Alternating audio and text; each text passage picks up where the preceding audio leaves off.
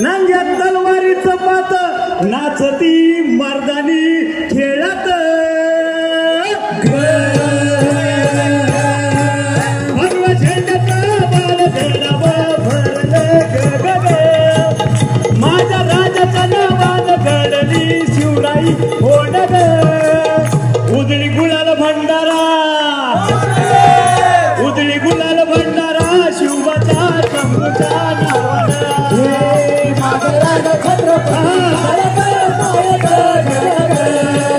माझा शिव छत्रपती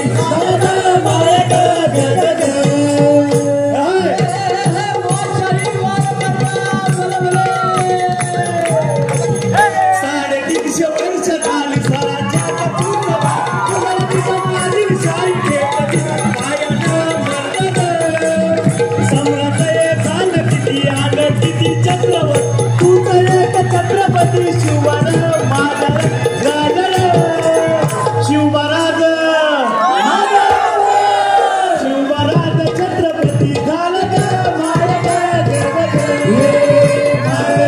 छत्रपती छत्रपती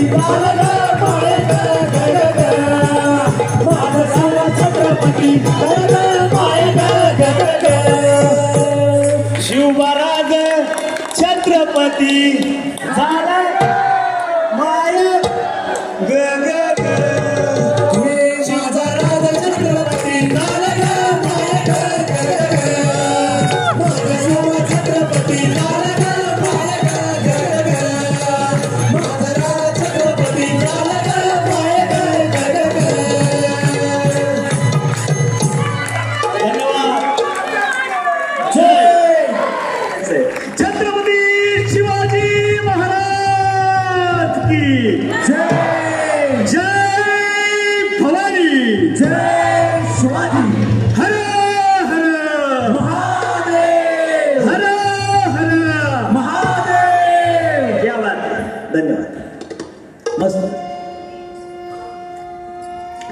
सादर करतोय घाटोळी शिवराज्याभिषेकाचं यामध्ये वर्णन आहे तुम्ही बऱ्याचदा ऐकले असेल पण जर आवडलं तर जागेवर बसून न राहता उभे राहून कोण कोण नाचेल आपल्या राज्याचा शिवराज्याभिषेक होतो सगळ्यांनीच नाचेल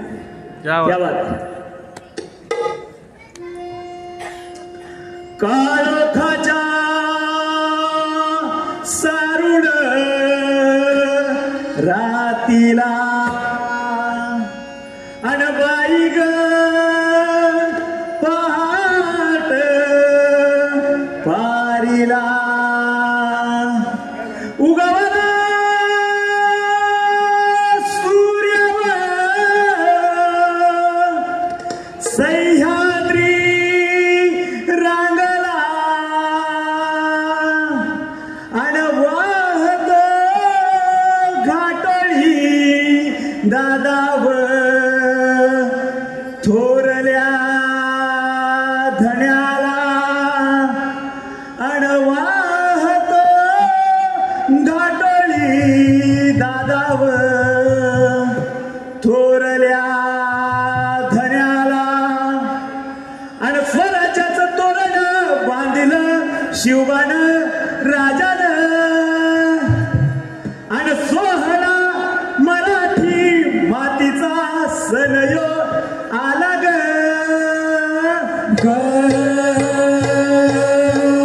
स्वराज्याचं तोरण बांधिलं शिवबानं राजानं सोहळा मराठी मातीचा सण यो आला ग शिवराज माझा शिवराज छत्रपती झाला ग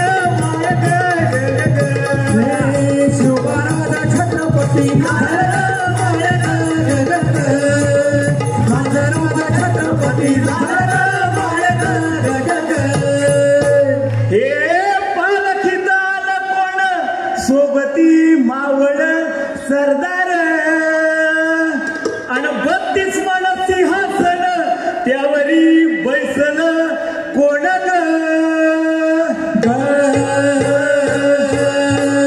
रायगडात सत्रेवर गर्दी शाहिरी ललकार संगनगार तुतारी संबळ वाजती ठेक्यान शिवराज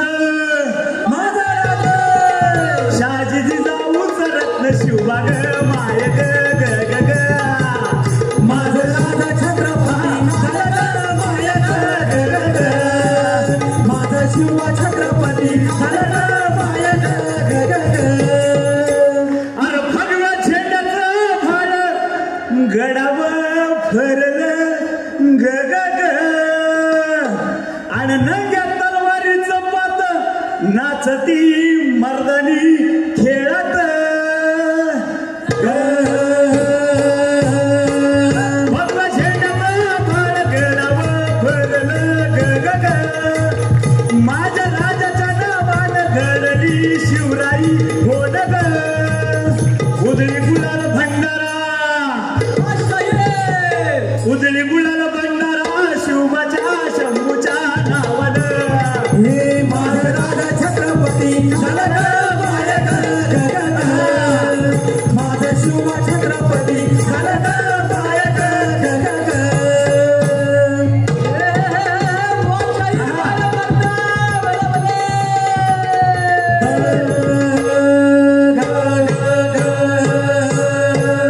साडेतीनशे वर्ष झाली स्वराज्यात तूच वाढ 350 वर्ष झाली स्वराज्यात तूच वाढ मुघल निजामातील शाही ठेवली पायानं मर्दानं सम्राट झालं किती आलं किती चक्रवर्ती तूच एक छत्रपती शिवबर माझ्या राजर शिवराज माझा राजा शिवराज छत्रपती झाला ग माया ग ग ग ग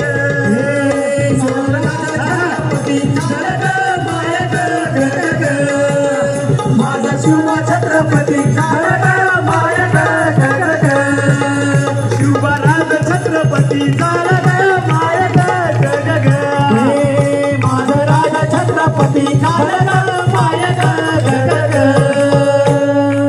माझं राज छत्रपती झाला ग माया ग ग ग ग माझा शिवा छत्रपती झालं ग माया ग ग ग माझा शिवा छत्रपती झालं ग माया ग ग ग माझा राजा छत्रपती झालं ग माया ग ग ग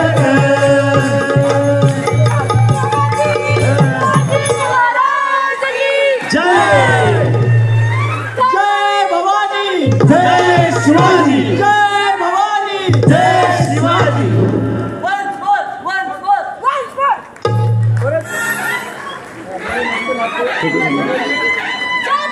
एकदा जोरदार टाळ्या महाराज की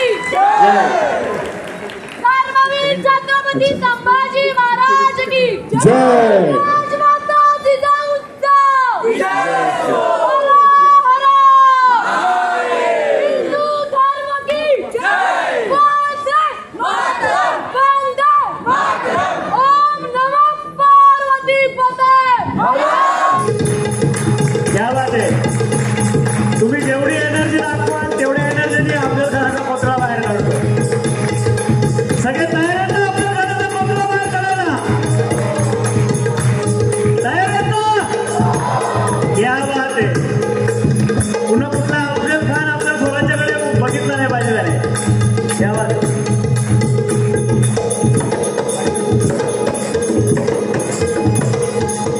आहा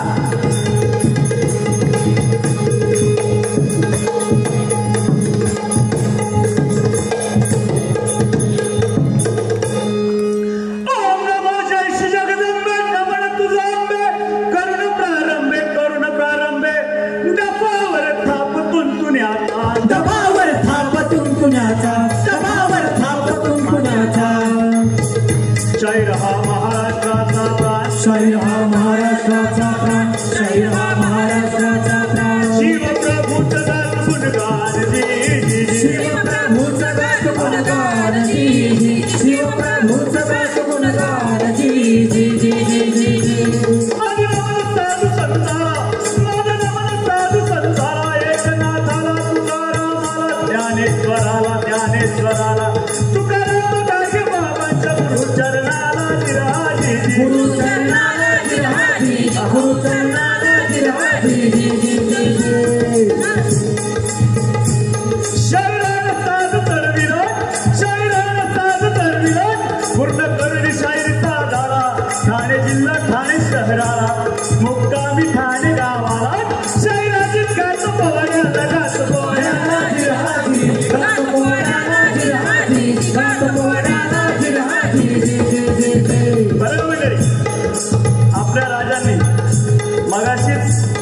गुरुजींनी सांगितलं की सगळी आदिलशाही, मोगलशाही, कुतुबशाही, इंग्रज असो की पोर्तुगीज, सगळ्यांना चळू की पळू करून ठेवलं होतं. प्रत्येकाला हाच प्रश्न होता की या राजाला कसं थांबवायचं, कारण आपल्या राजाची कीर्ती बेफाम होती. महाराजांची कीर्ती बेफाम, महाराजांची कीर्ती बेफाम, महाराजांची कीर्ती बेफाम. मन भल्याला फुटला थांबा, याला कोण खाली येत ना दरबारी कुस्ती बेगमा, बडी बेगम म्हणजे आली आदिलशाची आई बरं. या बडी बेगमने एक दरबार भरवलेला आहे. दरबारामध्ये चांदीच्या तबकामध्ये एक पैसेचा विडा ठेवलेला आहे. दरबारातील सगळ्या सरदारांच्या मानाखाली वाकलेला आहे. ही बडी बेगम कुणी साधी सुधी स्त्री नव्हती. तिने या आधी देखील अनेक तिच्या विरोधात जाणाऱ्या सरदारांना विष प्रयोग करून मारलं होतं. अशी ही बडी बेगम नजरेत तिच्या अंगार दरबार झाला न पगार, कोणी घेईना पुढाकार साऱ्यांनीच मानली हार. का हार मानली? कारण दरबारामध्ये बडी बेगम कडाडते, उसने हमारे शाही अस्मत को ललकारा है, उस सिवा ने हमारे शाही अस्मत को ललकारा है. मेरे दरबार में कोई भी एक मर्द है जो उस सिवा को पकड़ के ला सकता है, जिंदा या मुर्दा. दरबारामध्ये तिच्या स्मशान शांतता पसरली. टाचणी पडली तरी टच दिशी आवाज येईल एवढी शांतता. एकही सरदार पुढे येत नव्हता आणि त्या तबक्यातल्या विड्याकडे बघत नव्हता आणि तो विडा उचलायची हिंमत दाखवत नव्हता. कारण प्रत्येकाला माहित होतं तो विडा मी उचलला तर मीच माझ्या हाताने माझं मरण पकड करण्यासारखं आहे. सगळ्या दरबारातील सरदारांनी खाली माना घातल्या आणि तेवढ्यात अचानक पाठीमागणं एक महाभयंकर आवाज फुंगावला.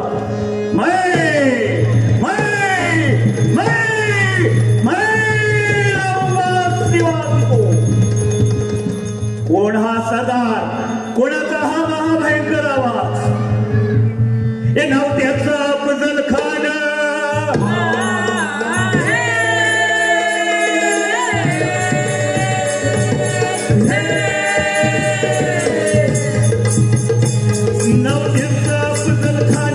जिथं जास्त जणू सैतान, खान बोललं छाती ठोकून, शिवाला टाकून चिडणं.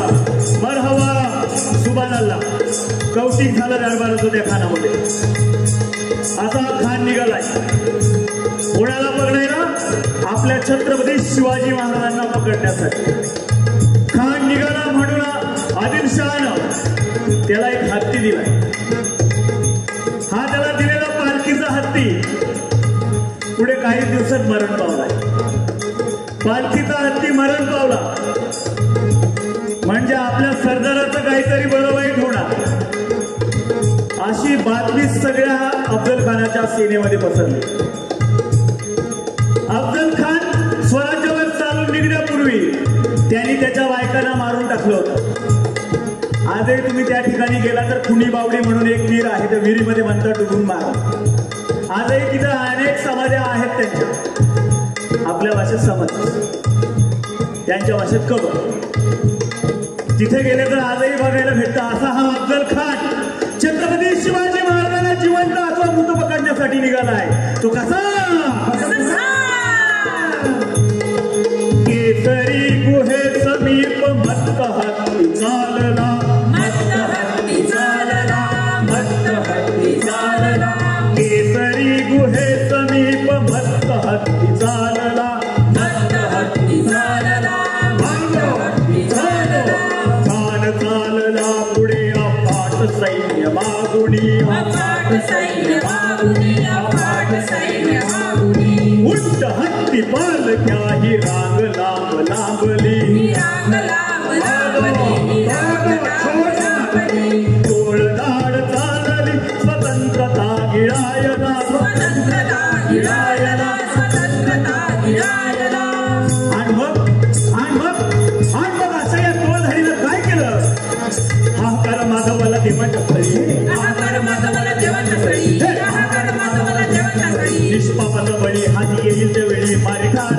अफजल मन शिवभाषण भेटलता जिजीर जिरा जे जे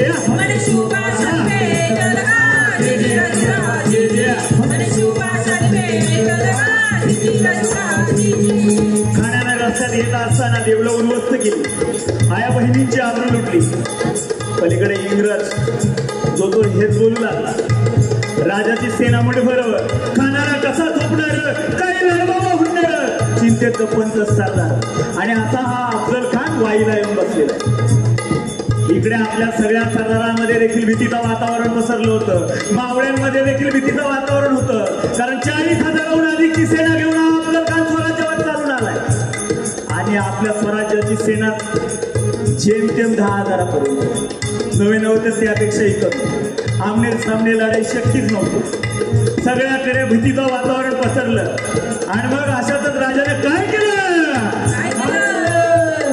हे महाराजांना निरोप घेतला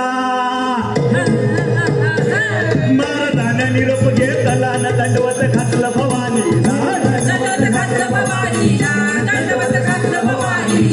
तसंच आई जिजाऊला वसुदेव मंगल जो कसला पाणी आलं आईच्या डोळ्याला हे सरदार तर रडतीलच पण हाती घोडं शिवण ताऱ्याला आणि गाई बघायला लागले की हापरायला असलं बेहुदा वखूत आला आणि दुश्मनाच्या पोटामध्ये चालला मराठ्याचा राजा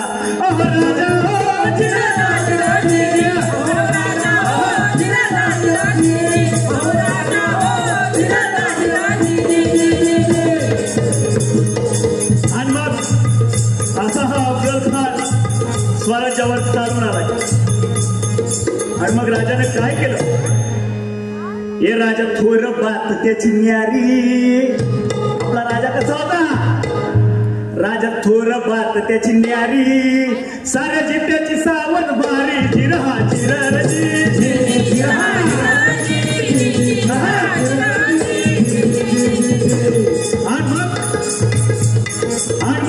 असा हा अफजल खान आमने सामने भेटीसाठी प्रतापगडच्या पायथ्याशी आलेला आहे या प्रतापगडच्या पायथ्याशी खान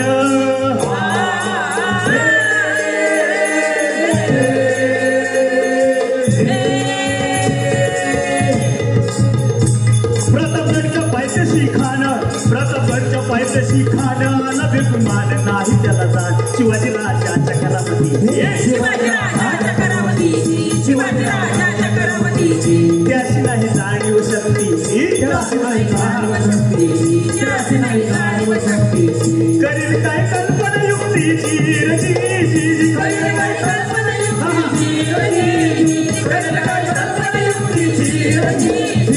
आणि मग अशा या अफजल खानाच्या भेटीसाठी महाराज शानदार शामियाना उभारला भेटीसाठी छान उभारला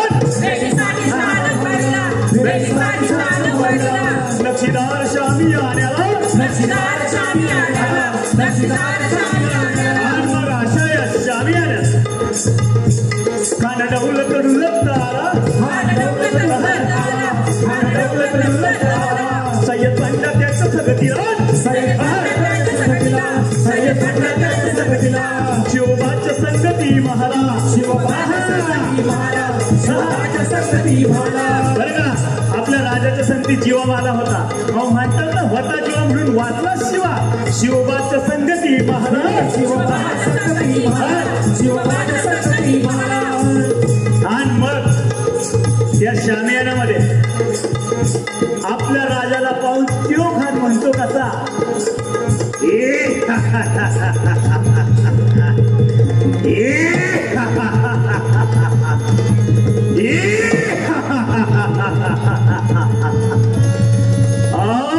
शिवाजी राजे आओ हमारे गले लग जा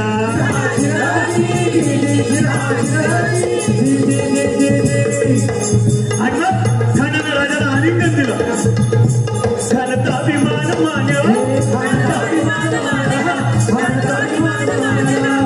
स्वराज्याचा वार त्यानं केला स्वराज्याचा वार त्यानं केला स्वराज्याचा वार त्यानं केला खर खर आवाज झाला खर खर आवाज झाला खर खर आवाज झाला चिलखता होता यंदा खानाचा वार कुठला गेला खान यडबडला खानाला काही सुचत नाही इतक्यात महाराजांना काय केलं पोटामध्ये विश्वास केलं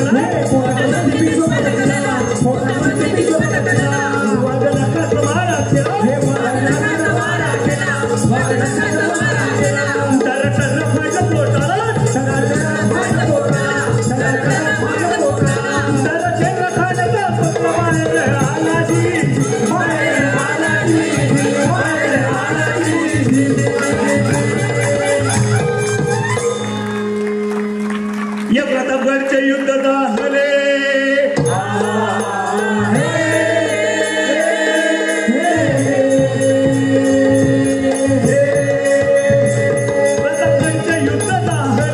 प्रतापगडचे युद्ध झाले रक्त सांडले पाप सारखे पावन केला प्रश्न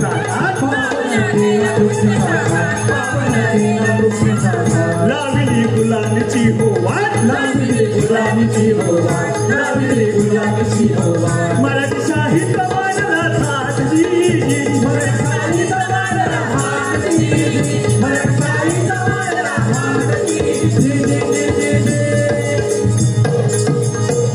मंडळी अशा पद्धतीने स्वराज्यावर चालून आलेल्या अफजल खानाला महाराजाने फाडला